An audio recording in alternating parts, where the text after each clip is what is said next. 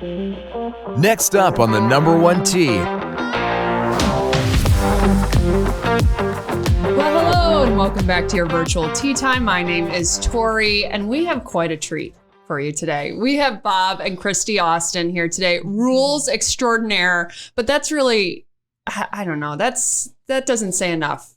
How are you guys? I'm so glad you're here. We're great. We spent all morning at Papago setting up the Pac-12 whole locations for 2 weeks from now. Yeah. So it's really fun to be inside and talking instead of outside fighting the elements. Oh my gosh. I was at Papago yesterday and it was 30-mile-an-hour winds, sand everywhere. It was not pleasant. So you were setting up the whole locations for that? At 6 a.m. in the morning, I might add, Tori. Ooh. It was an early call. Yeah.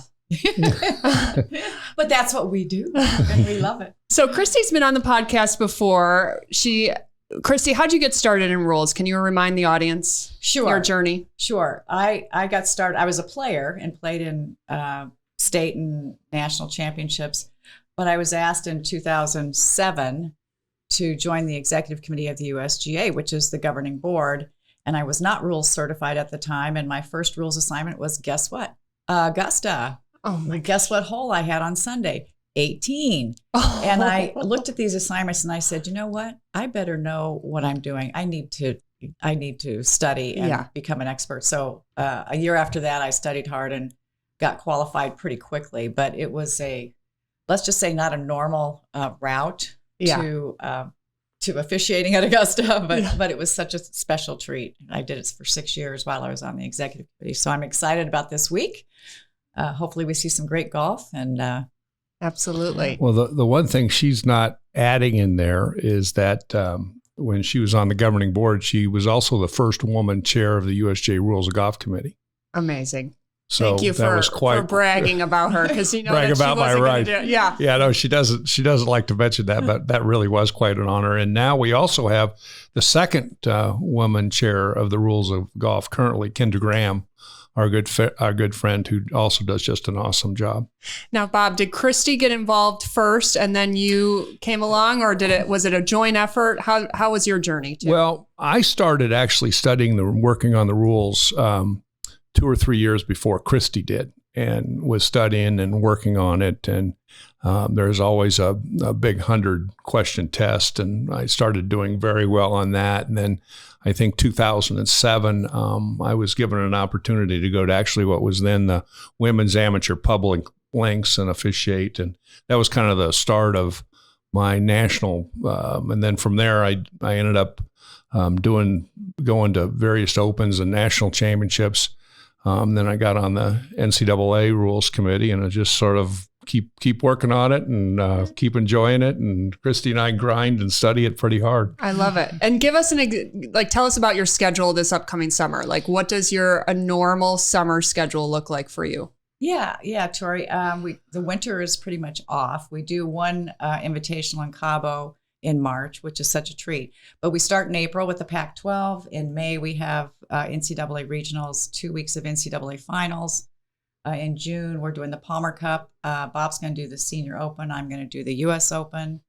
We're doing the Amateur, the Girls Junior, and then we're going to end the season in Abu Dhabi doing the World Amateur Team Championships for 2 weeks. So it's a busy schedule. I think I'm doing 10 weeks, and Bob's, I think, doing 11. Yeah, our busy time's coming up from the third week in April till middle of June. We have virtually, I think we have about 10 days off, but we're traveling and officiating about everywhere. And then we also got invited in October to go to Abu Dhabi and work the world team, both the men's and the women. So we're going to be over there for 10 days. What is the world team? Is that collegiate players then all throughout the world?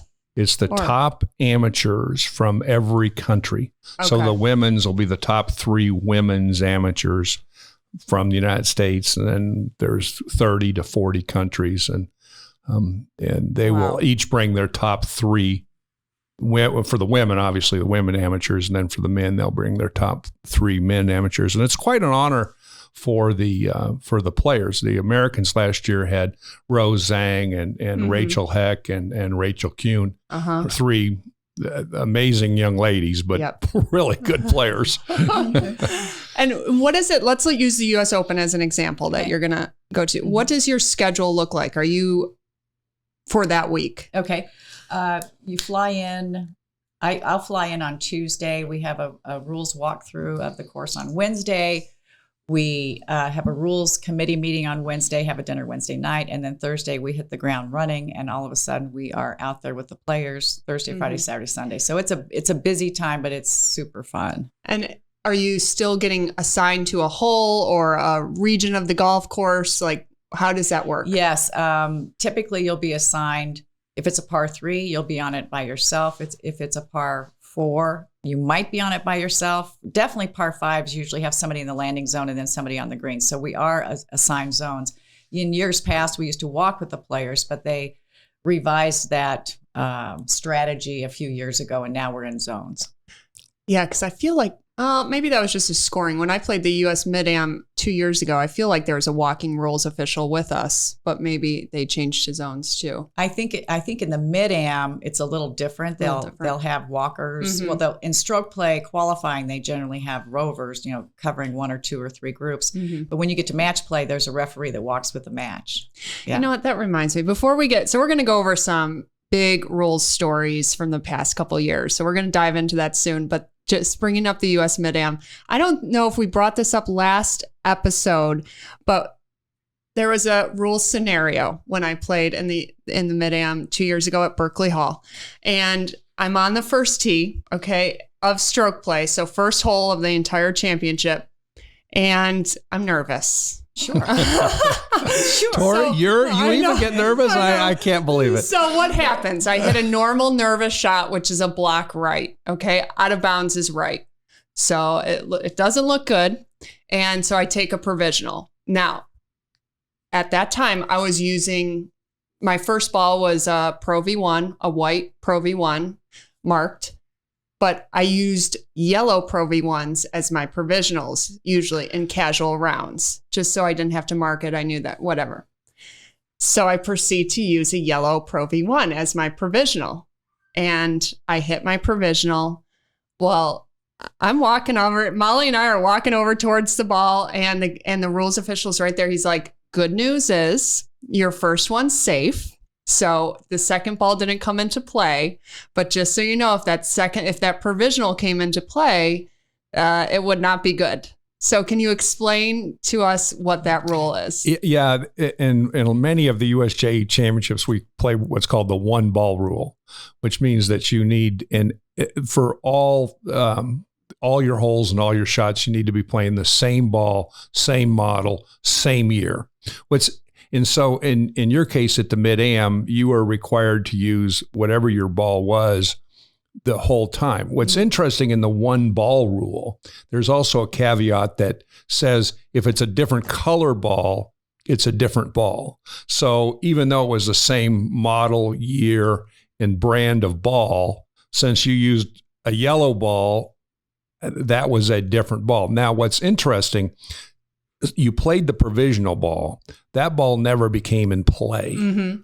So you got a freebie there. Yeah. You are, as Lou Blake used to say, you got lucky. You got lucky. No, I was in a cold sweat. Yes. The other interesting thing, Tori, is that in many of the USGA championships now, they've removed the 1 ball rule. Oh, really? Mm-hmm. So check your conditions of competition or notice to competitors, and make sure that you know which rules they're playing by. Yeah. And I want to add one thing to that. Just for example, in the men's NCAA, we play the 1 ball rule. In the women's NCAA, they do not play the 1 ball rule. That's interesting. So just a little caveat and on that. And just the other difference between the men's and the women's, which are kind of interesting, is the women can go all the way up to a 48-inch driver. And the men's have the local rule that says you're limited to a 46-inch driver. Yeah. So those are, if you really look at and look at the difference between the women's and the men's NCAAs, those are probably the two key differences. But as Christie says, read your local rules and know what it says. And I think it's very rare in the golf that we're normally playing, even at the state level, that you see a 1-ball rule. Absolutely. Yeah. It's only at the highest level. And I know you're a really good player, and you and Christie just won a really big tournament together. But really in some of the events you might play, you get the 1-ball rule. Yeah. But for guys like me, I never get it. Okay, let's get into it. So it's Masters Week this week. I'm very excited. Do you guys have a pick at all? Do you have your eye on someone? Well, my favorite is Jordan Spieth, just because we know him personally. But I think Scotty's going to be hard to beat. But I think John Rahm is a threat too. Yeah. Bob likes Rory. I like Rory, but they are all such great players. I know, and you just never know at the Masters. But Scotty is playing some good golf. That's probably the one to beat. So since it's Masters Week, let's start off with the story about Tiger Woods, the 2013 Masters, and the drop that he took on number 15. Well, what happened and what can we learn from it? Well, this was the second round. It was 10 years ago this week, the second round that he hit his third shot on the 15th hole that hit the flagstick hard. And we all remember it bounced back into the water. Mm-hmm. Okay. And at that point, he had three options. He could have gone back in line with the hole. There happened to be a dropping zone there, or he could replay the shot under stroke and distance.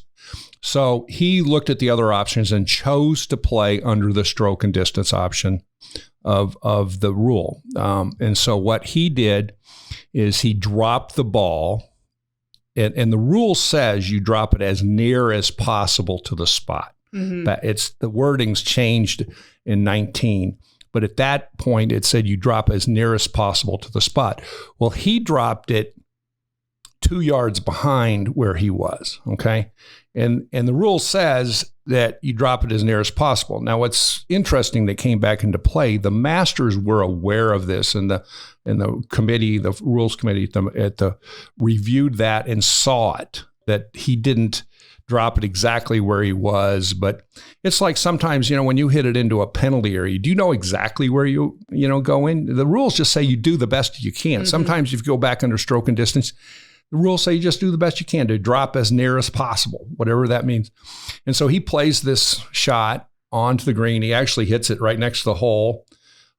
He says, I moved it back 2 paces and hits it. He just shows you how good he is. Yeah, exactly. And he hits it tight, makes it for what he thinks is a 6 at the time.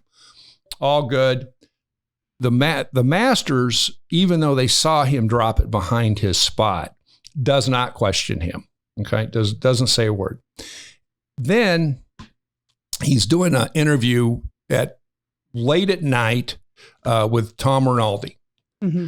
And says, well, what about 15? That was a bad break. And he says, well, yeah, I hit it from there. And then I dropped it 2 yards behind. I think he used the word paces. I dropped it 2 paces behind where I was because I wanted to give myself 2 more paces to hit the shot. Uh-oh. Houston, we have a problem because now he didn't drop it as near as possible to the spot. Meaning he's admitting that he took 2 paces from the spot. Yeah, he did not try to drop it as near as possible to the spot. Now, people say, oh, Tiger cheated. Well, wait a minute. If he was going to cheat, he's not going to go on TV and say, oh, I dropped it 2 yards behind where that was. And so he dropped it 2 yards behind. Intentionally, so he did not drop it. And so now the committee's got a problem. Mm-hmm. And the rule at that point, and again, this led to rules changes. The rule at that time said that if you signed an incorrect scorecard, which he did now because he's dropped and played from the wrong place, and so his score is not correct, and he signed the scorecard, so he should be disqualified.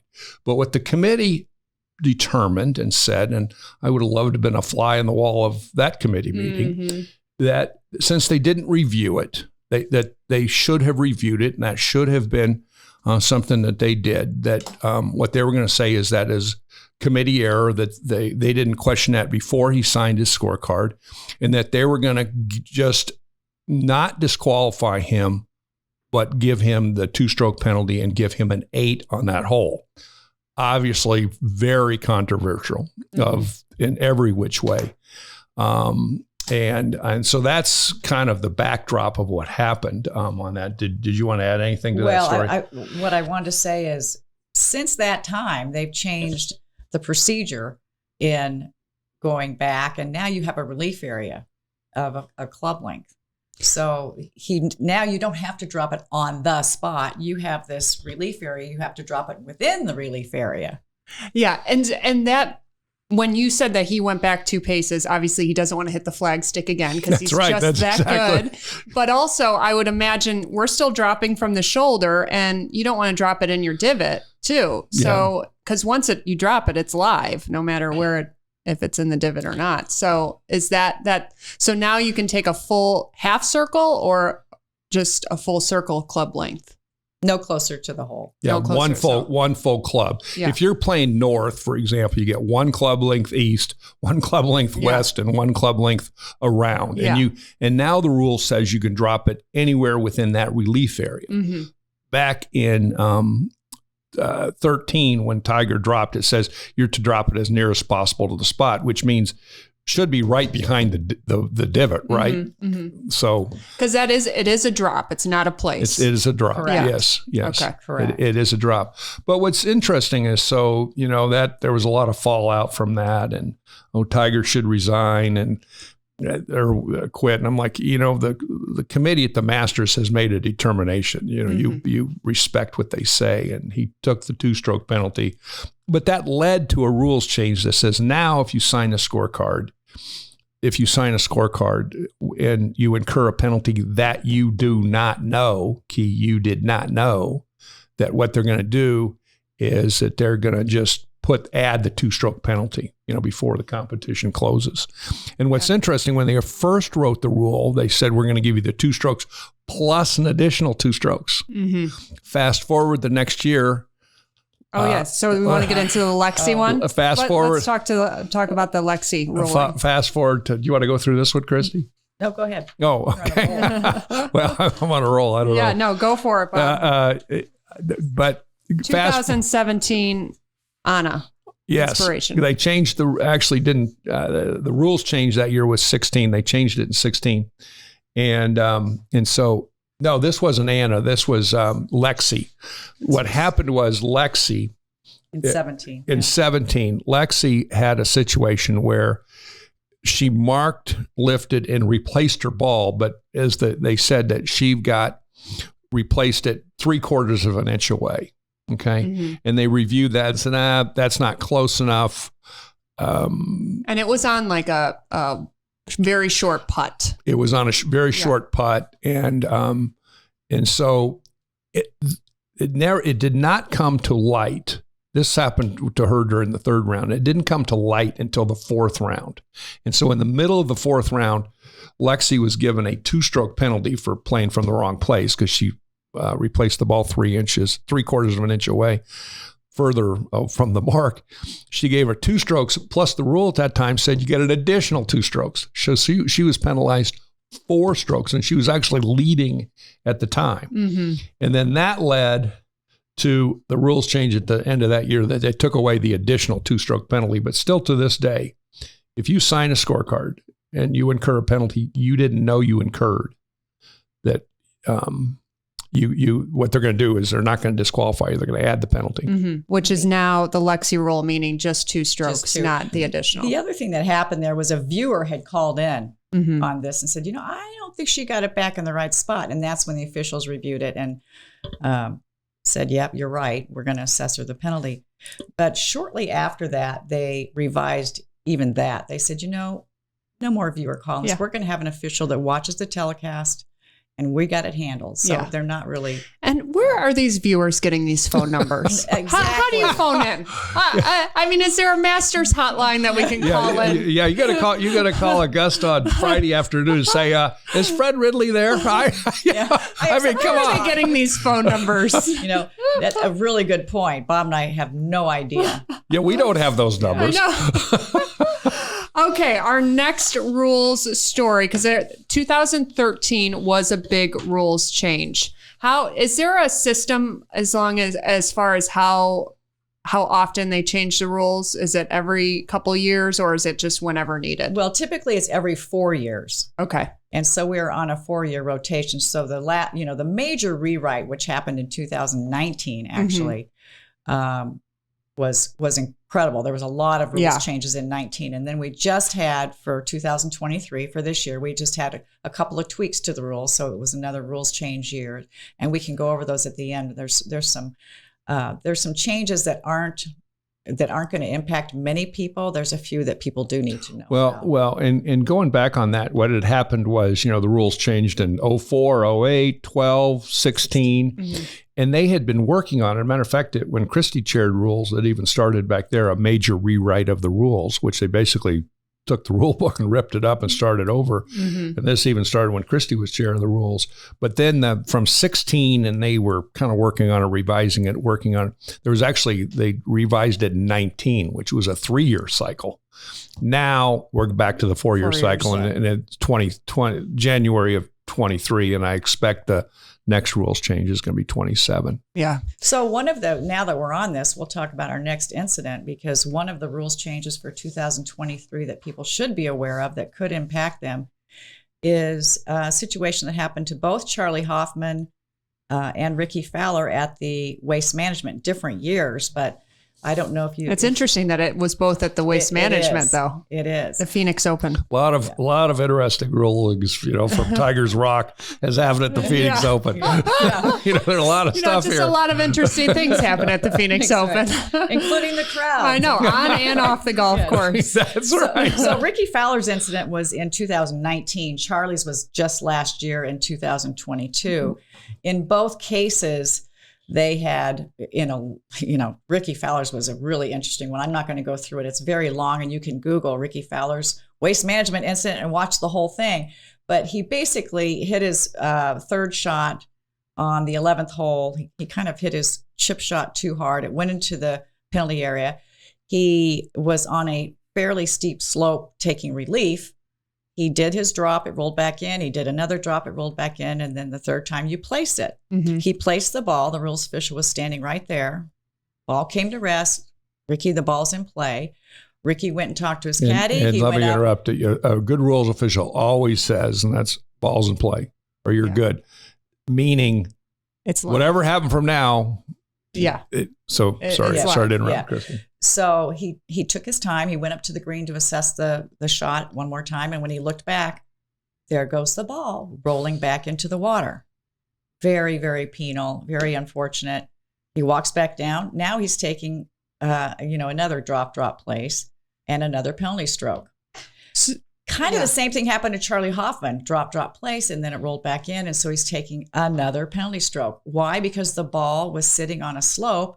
They didn't do anything to cause it to roll back in, but it rolled back in the penalty area. So the rules, the governing body of the USGA and RNA have looked at that and thankfully changed that so that if your ball comes to rest after drop placing in any situation, and rolls to a different area of the course, meaning from the general area, whether that's fairway or rough, into a penalty area or into a bunker, that is a different area of the course. You're entitled to replace that ball. So you must replace the ball without penalty. But only after a drop place. No, it can be a place too, because I had a ruling at the in a college event here in Phoenix in January where the gal's ball came on a slope and it was against a rake. We moved the rake, right? And the ball had to be replaced because it rolled a little bit. The ball was replaced, but it was on a slope, pretty good slope. And I'm sitting there thinking, ball had come to rest. I said it's in play. And I was thinking that ball is going to roll into the bunker.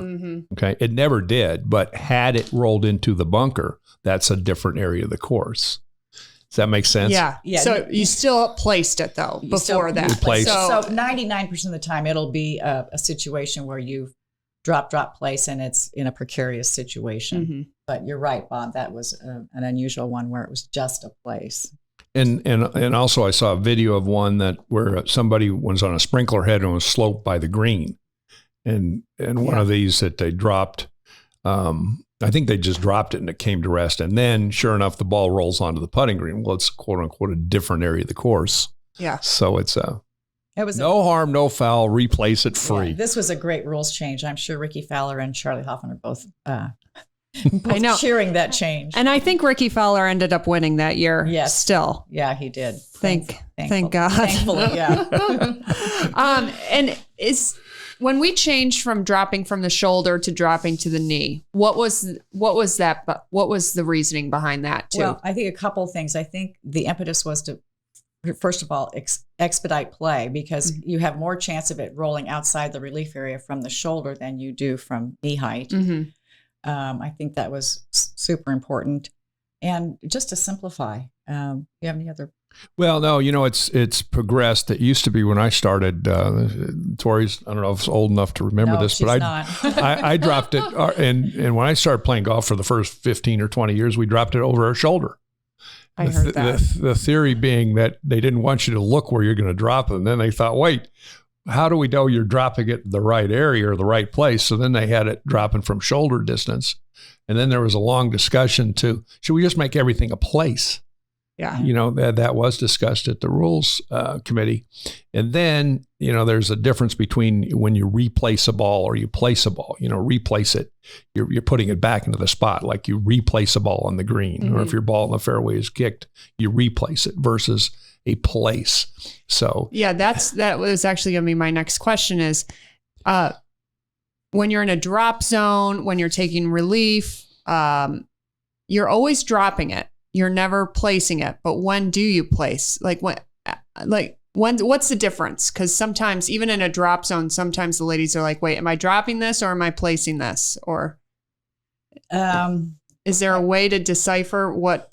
I'm not sure is there a simple way to decipher? Well, I would just say anytime you're replacing the ball, in other words, it's on one spot and you're trying to get it back on that spot, from the putting green, ball's kicked in the fairway, the ball's moved. My situation where the ball was resting against the rake and picked it up. And How about if someone drives over your golf ball? that's a little bit of a different situation, but that is a place because the rule says that you put it on the nearest most similar lie. What's interesting is that was a rules change also in 19 because it used to say, talk about confusing, it used to say if you knew what the lie of the ball was, you'd place it, but if you didn't know what the lie of the ball was, you would drop it.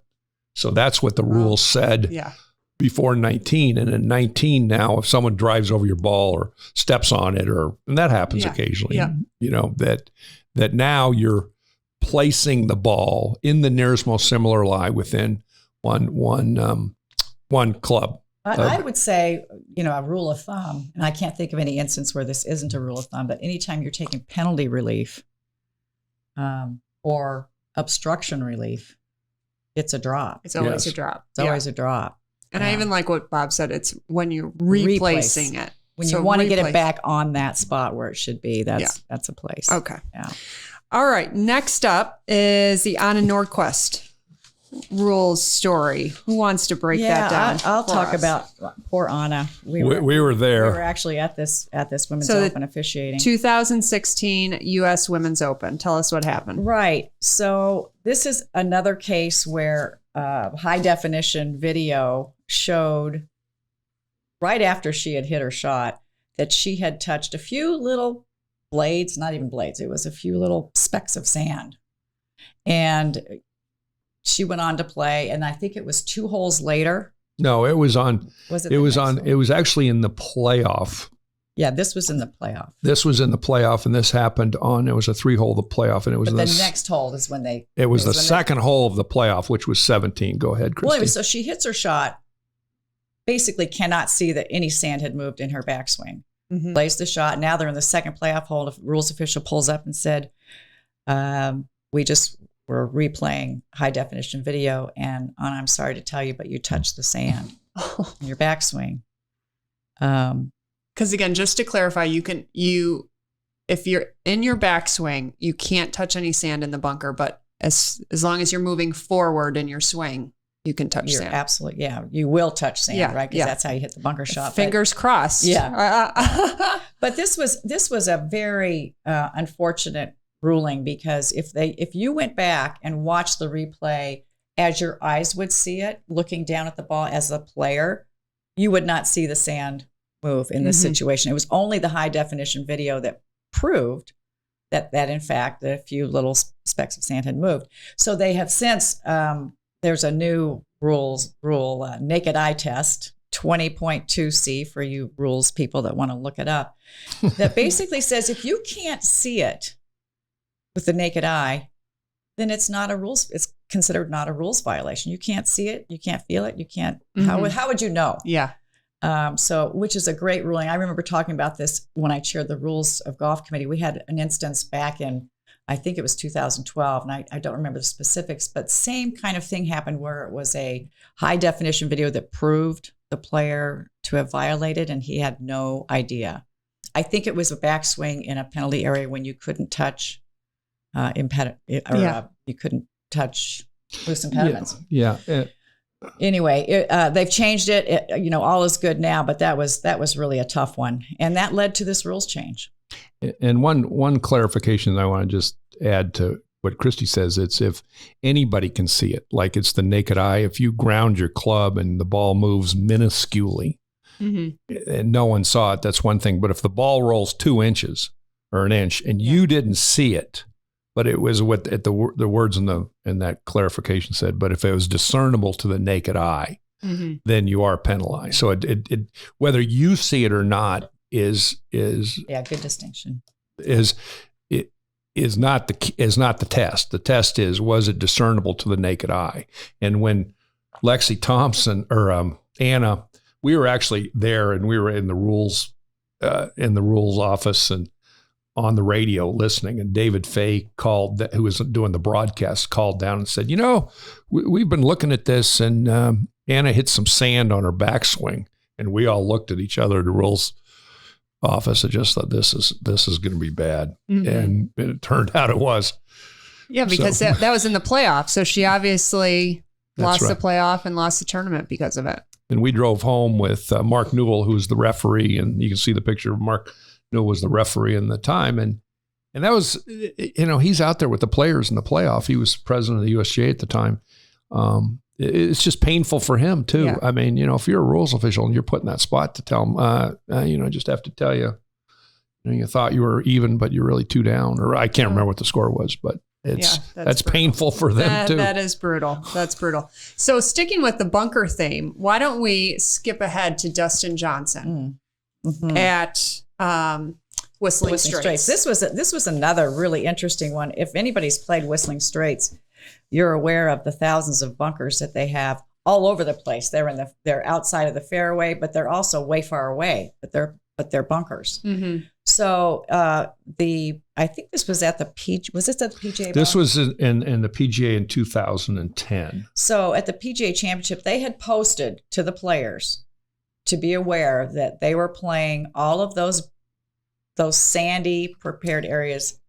Whether there's 1,300 of them. Wow. As bunkers, not as waste areas. If they're bunkers, you can't ground your club. If they're waste areas, you can do whatever you want. And do you think at Whistling Straits it's not usually like that? Is that a rule that the PGA Championship enforced, a local rule? No, I think it's like that. But what happened at the PGA is that there's so many that are all over the place. The spectators, where they had the ropes, the spectators were standing, and there was litter in them, and you couldn't tell it was a bunker because there was people, traipsing through them. So it wasn't a typical situation. And I think he had sprayed it outside the ropes, and they moved the fans, and his ball is lying in a bunker. And he just thought, because of the surroundings, hey, I'm in a waste area.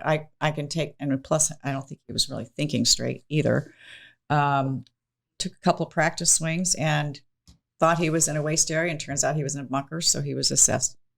Well, and just a quick note on that Mark Wilson, who was the lead rules official for that, and they'd had a PGA 5 years before that or 6 years before that at Whistling Straits, and the 1,300 bunkers. And then the question becomes, as you're charting it out, is, do we make some of these non-bunkers or waste areas and some of them bunkers? And they came to the determination that every one of these, whether it's inside the ropes or outside of the ropes, no matter how far away, every bunker is going to is going to have the status of the bunker, i.e., you can't ground your club.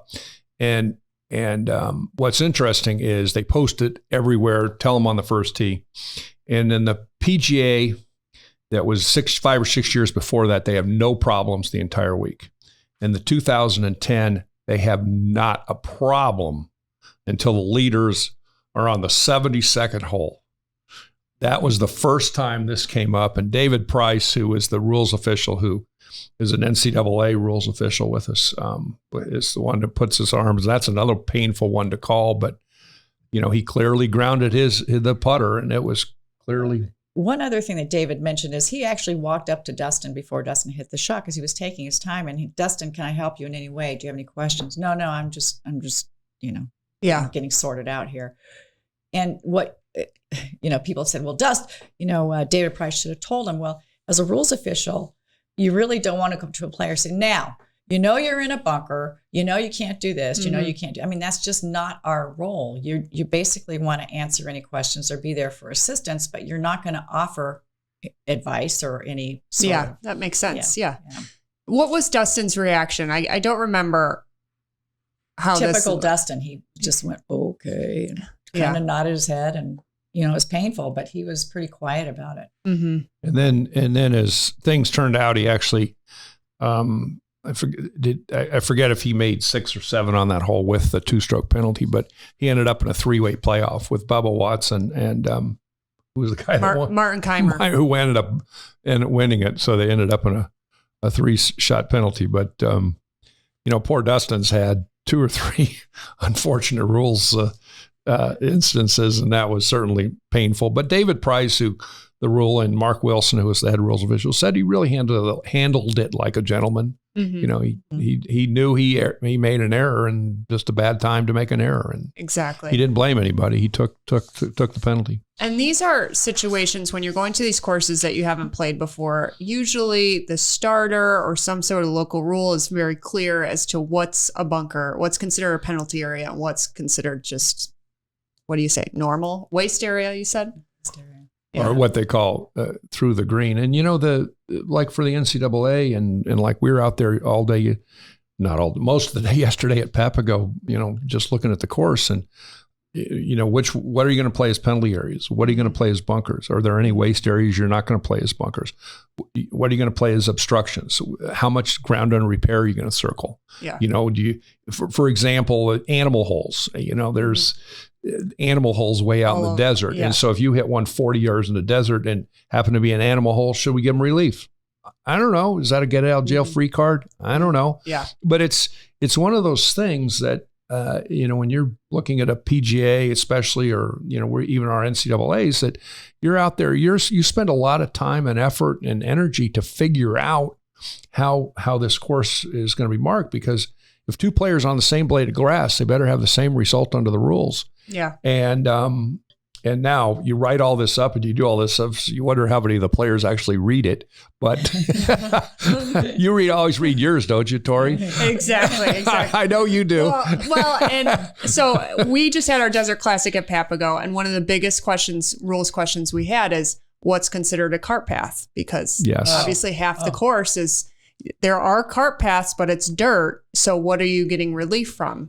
And so at Papago, the local rule is if it's a concrete path, that's the only relief you get from. So not the sand. That makes sense. And that's one of those. We talked about that yesterday. But the committee could say, if I know exactly what you're referring to is, if it's dirt or some other material other than concrete, do you want to give them relief from that? Yeah. I don't know.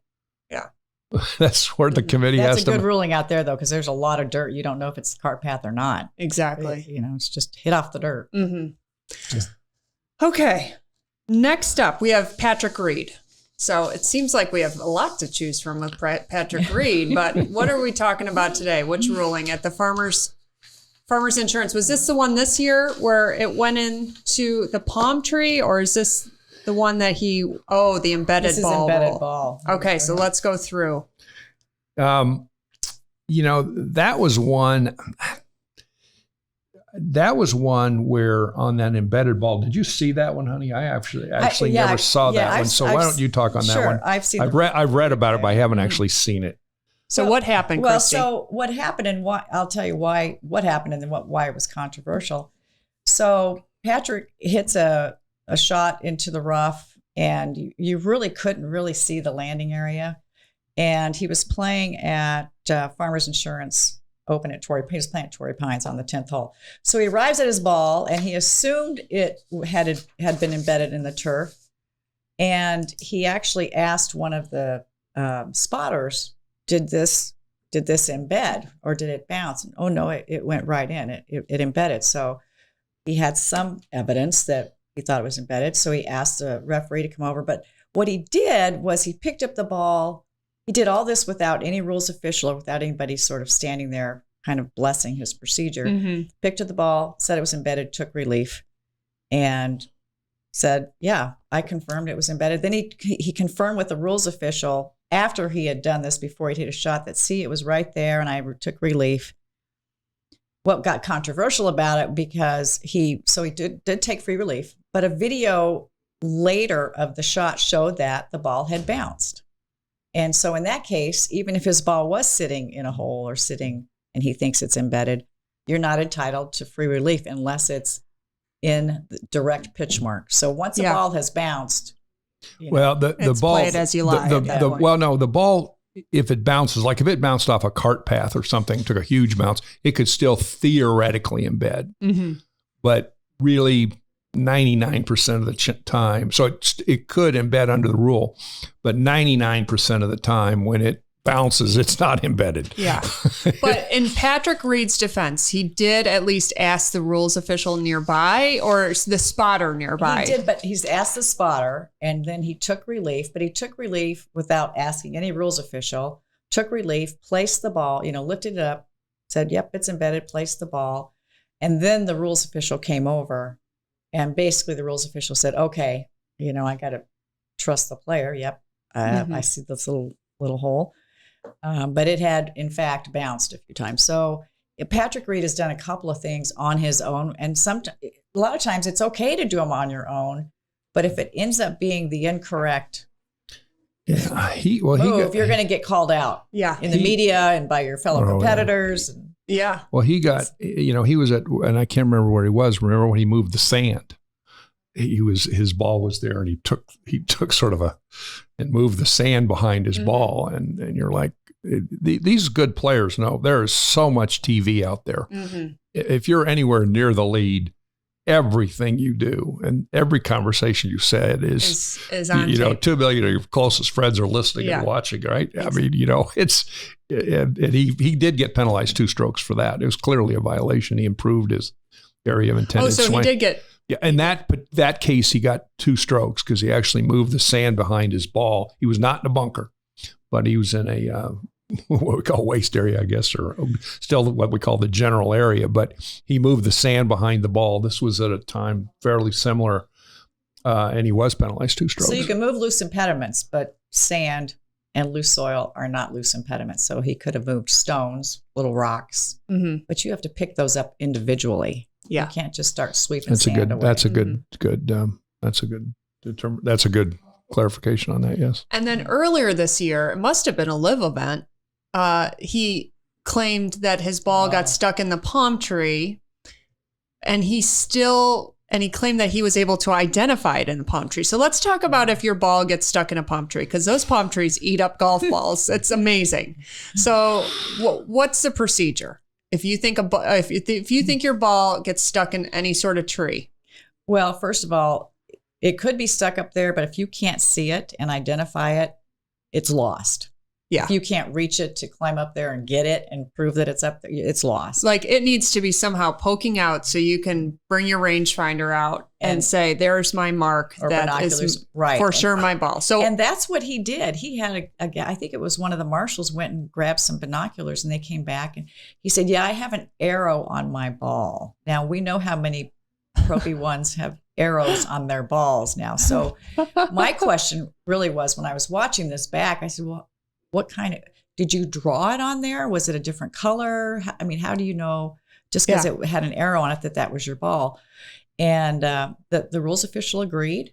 And I think he took an unplayable because if he could not have identified his ball, it was lost and he was going back to the tee. Yeah. Or back to which is much more penalizing. Much more penalizing than just taking one stroke. And playing in a playable. And if you're looking up at a tree and the ball's in the tree and you see it's a Titleist 4, well, you don't have any individual marks on that. That's not good enough. You have to know it's yours. Do you have a circle? Do you have a flower? Do you have your wife's picture? Tori's seen my balls. They're all colors. And how about, so remember when Sergio hit it into the tree and he just climbed up the tree and hit it right where it lied. Yes. I mean, you can do that if you can get to it. So I think what got controversial or the live one did, because it turns out they went with slow motion video afterwards. I remember on television showing the ball actually went into a different. Yes. It was a group of 3 palm trees right there. Yeah. And he was looking at the wrong palm tree, which is comical, really. It really is. Really questionable. Yeah, that was not good. Oh my goodness. All right. We have time for one more. So let's see. Which one shall we talk about? I love talking about these. We have to end with this story because it's too good to. Okay, let's do it. I just want to tell you kind of one of the most painful, worst rule stories that I've been known and been associated with. So I got to know this guy later. His name was George. I won't say his last name, but he's a really good player. He's a +1. Never played in a USGA championship. Never made it. Close many times. And he had a situation. He was out in California. He was trying to qualify for the senior amateur. Okay. Mm-hmm. Plays great this one day and shoots 71 and actually qualifies. But he had played with this guy and who he said after the first hole, he said, this guy is going to shoot about 90. I'm just, it just drives you crazy. I'm going to ignore him all day. Or 100, I thought he said. Or 100, whatever. Yeah. Forget what he said. I got to zone out. He says, and we've all played with guys that you're just zoning out, right? Yeah. Well, this guy on the back 9 that he's playing with and is marking starts on the putting green, pulling out, changing his white ball for an orange ball. Okay. Or a green ball or whatever. A putting ball. A putting ball. So he started using his putting ball and George is like, this is just ridiculous. And so they go in and he qualifies for the senior open and this senior amateur. His wife, they had that week, and a wife had scheduled for 1.5 years a trip to Europe with another couple. So he comes home and he says, I'm so excited. We qualified for this USGA championship. His wife spends the whole week changing the trip overseas. The trip overseas. Well, what happened was he gets a call about literally a week or 10 days later, and from the head of the Northern California Golf Association said, well, I hear you played with this guy. Yep. I heard he switched to a putting ball on the back 9. He said, oh my God, I can't even believe this guy was in this event. He said, here's the key question I need to ask you. Did you know that was a penalty? Did you know that guy had incurred that penalty? Did you know that was a penalty to switch balls? He said, yes, I did. And he said, I'm sorry, I'm going to have to disqualify you. Oh. So he got disqualified because there's a caveat that if you're a person's marker and that person incurs a penalty and you know about it, and then you don't include it in your score and you sign as the marker. When you're signing as the marker, you're saying, I'm certifying that this player's score is correct. Mm-hmm. Well, in this case, he knew about the penalty and he didn't do that. If he wouldn't have known about it, it'd been different. So the guy was disqualified, and he was, and he said, he said, I just was so stunned. He said the hardest part was going home and telling my wife. She has to rebook everything else again. But it's just an example of too in that ruling that there's a in the rules book, and it's many times you have to protect the field in stroke play. Mm-hmm. Match play is a different animal. But it's stroke play, and you have to protect. If you see something that someone else incurred, you just can't. Forget it. Can't do that. And really, he was disqualified for acting contrary to the spirit of the game. Serious misconduct is what they kind of classify that under. Yeah. Even though he wasn't intentional about it, he was just like, "Oh, brother, this guy's going to shoot you." Yeah, exactly. He's not going to qualify. It doesn't matter. Mm-hmm. And it did. Yeah. Well, and that actually bring this whole spat between Berger, Hovland, and Damon back in the Players Championship. I'm not sure what year it was, but it basically was. It was last year. Was it last year? Yeah, just last year. Let's just quickly go through that, because that's the same kind of scenario where you have the obligation to protect the field, like you said, and pretty much. Yeah. So call out a rule. I don't know how many of you all saw this, but Daniel Berger flared it right into a penalty area and was about to take a drop, or trying to decide where to take a drop. And both Hovland and Damon, however you pronounce his last name, said, that's not where we don't think that's where it crossed. We think it crossed way back there. And they had about a 2 or 3 minute dissertation. The rules official came over trying to figure out where he should be dropping as it crossed the penalty line. And Daniel Berger was still hot about it, because he said, I don't think this is where it crossed, but if you two agree, this is where I'm not gonna go up there, because then you think I'm cheating. I've never taken a bad drop in my life. He got pretty hot about it. Yeah. Which I don't blame him, but he was, and there was no video evidence. That's the other thing, is they didn't really have a good camera angle on where it crossed. But again, it goes to your player's integrity. He's doing the best he can, and the marker's responsibility for him to get it right. And they finally worked it out, but it wasn't pleasant at the time. Did you ever see that, Bob? Yes. And, it's just, and sometimes as a rules official too, it's the question of what are the facts? Mm-hmm. The rules of golf are based on facts, but what are the facts? And sometimes, where did that cross? You don't know. I mean, you're doing the best you can, trying to figure it out. Christie, any advice to the players out there that see a penalty or feel like they need to speak up about something, but it's uncomfortable? It's very uncomfortable. And I think when you're at the marker, you say, what'd you have? And they say 4. And you say, I'm not sure. Let's see. Can we recount? Can we go through it? There's nice ways to approach it.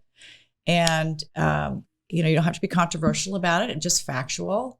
And I think if you can get someone to count back, but at the time, what I try to do, especially in competition, is, first of all, people always know I'm a rules official, so they're always, pretty darn careful. And if they have any question, they're like, Christie, could you help me with this? So I'm very, I'm very okay with that. But if you see somebody about to make a mistake, I try to get them not to make a mistake. Yes. Oh, listen, no. That's not that's not the drop area. It's, whatever. Yes. Whatever the correction would be, I try to walk them through that.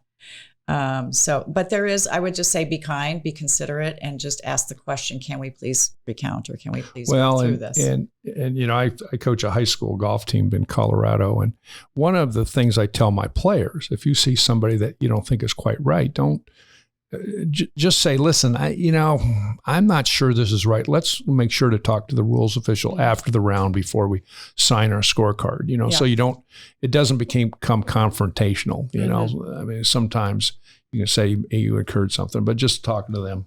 Yeah. One other point, Tori, before we sign off, I'd like to make for all the listeners, if you're interested in the rules, if you're a player, whether you're a beginner or not, and interested in learning more about the rules, the USGA has greatly expanded the resources that are on the website, usga.org. In fact, one of my favorite things to do, especially when Bob and I are preparing for the rules exam, and it's a really good way to learn either intermediate, beginner, or expert rules, is they have quizzes, little 10, 15, 25 question quizzes that are online, and you can program in what you want and take a quiz. And I would encourage people to use that as a resource. And, absolutely. And there's search engines. There's there's a place you can order the rules book. There's video. The videos are great too. If you're unsure of how to take a drop, there's videos that explain it for you. So spend some time on that if you're interested in getting better at the rules. It's well worth your time, and the rules are there to help you, and they will save you strokes at the end if you know them. They will. And then if you really want to be a complete nerd, there's every year in Phoenix. This year they had 2. They have a 3.5-day rules of golf workshop that's put on by the USGA and the PGA. And that's where you see all the people from the Arizona Golf Association are always and there. It's not just in Phoenix. It's probably just all over the country. And they do it in January, February, and March. It's a long stint, but well, let's finish with this then. There's people out there that want to maybe explore rules at an even bigger level. They want to get into it. They want to start being a rules official. They're interested in that. I know the state especially is always looking for more rules officials, especially more women rules officials, just to put that out there. So if you are interested in that, how do you even start? What do you do? Who do you reach out to? What's the first steps to getting started and being more on the rules? Well, side? a lot of it is you have to go to sort of a basic rules class. And I meant to say this earlier, but your interview with Joe Foley was awesome last week, and he runs the Arizona. He's fantastic. Arizona got the right guy. Yeah. Let me first just say that. But just contact the local association. They're always looking for whether rules officials or even spotters to work with rules officials. There's a lot of Arizona different events. So you were just talking about a couple of the ones that you played in, and I know you're a very high level player. But they have rules officials out there, and maybe just go out and help with that and walk with the different people. So call the local golf association, or if you know somebody with the tournament, who's running the tournament, maybe I can help as a rules official, or just get involved with that, and then just slowly start to take and ask those people out there, where do you go to class? Where are you learning? What are you doing? The USGA has incredible resources, and the Arizona Golf Association, and Joe's assembled a great group there. It's a process though to become an expert. You just start grinding away at it. Yeah. Even though there's only a certain amount of rules, there's just a lot to it. I mean, this is what we travel around with, this 500-page official's guide, and there's just a lot of nuances that you don't know unless you dig in. But the other thing is, to me, and to Christie too, it's an interesting academic study. It really is. It's and if you love the game too, you love the even game, better. and you either like the academic stuff, or you don't. That's okay. Yeah. And what has being an expert rules official and everything that you've done in the past decades, what has that brought to your life, both of you? Oh, I tell people all the time, it really changed our lives. I mean, being on the executive committee and becoming a rules official and traveling the world and meeting a whole new set of friends.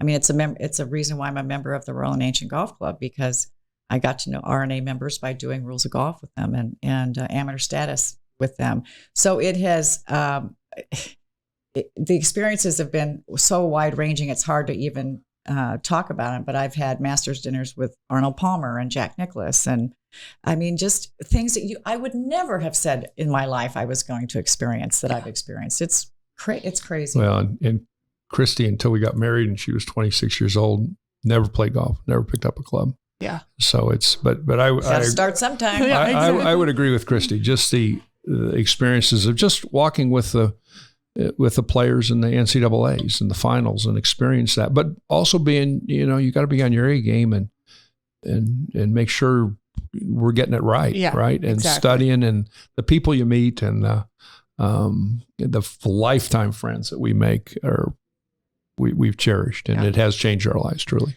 Bob, can you brag on Christie one more time? Can you remind the audience where she was the first female chair?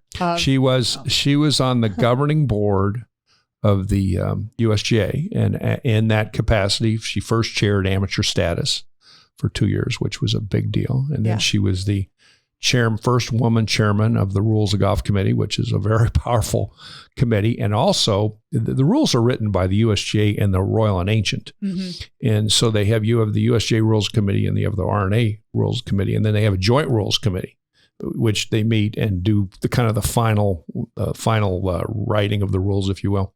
And Christie was also chair of that. And she's one of I'm bragging on her now, but she's officiated at 6 Masters. She's done, I think, 10 U.S. Opens. She's done one of the very few women that have done the Open over in Britain. She's worked the Walker Cup on the other side of the pond.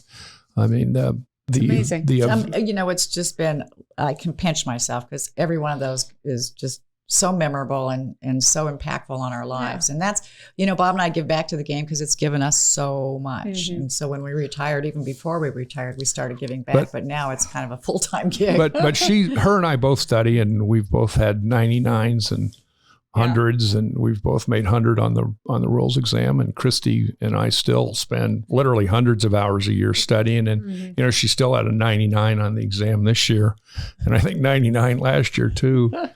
Which very few. I always seem to miss one. Very few people, we're always going for that magic 100, but it's just still hard to not miss one or two. Yeah, but Christie, you're an inspiration. I wanted him to brag on you because I know you're not going to do it yourself, and just the fact that you were able to, pave the way and be the first female chair on all those. Sweet, no, Tori. it's a Thank big deal. you. It's a big deal. Well, So thanks. thank you for doing that. Such a nice compliment. Bob, thanks for being here too. I was very excited about this episode. And again, I think that they're incredible stories and we can learn from them. And, this is a good one. I appreciate you both being here. Oh, you bet. Tori, Thanks it was for having us. our honor, Yeah. truly. Thank you. Thanks for being here. Be sure to check out the show notes for all the details on today's show. If you haven't already, please give a 5-star written review on your favorite podcast platform, or even screenshot this episode and send it to your golf buddies. Thank you so much for listening, and I'll catch you on the first tee in a couple days.